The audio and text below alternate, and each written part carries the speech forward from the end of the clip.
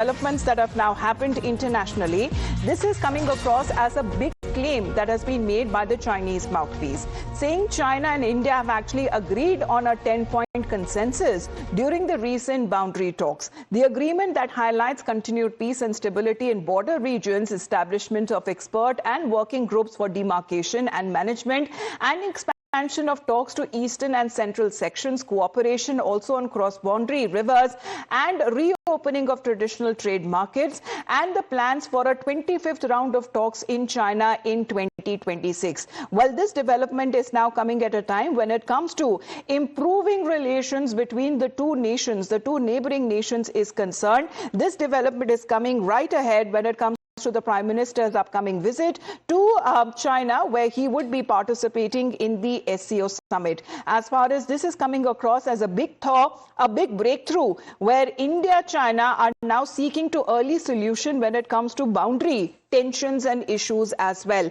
Let's get in a word from Rishabh now. Rishabh, this is important because border skirmishes that have been issued, but when it comes to India and China, they are now looking forward to resolve these issues once and for all.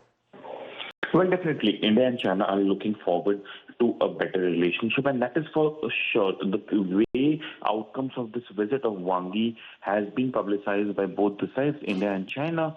It is clear that India and China both wants a positive relationship graph from here on. The 10-point agenda that Global Times is talking about has been confirmed by both the sides as well.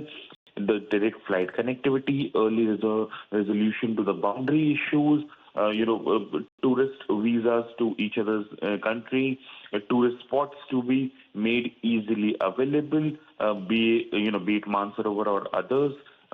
Apart from that, the border trade.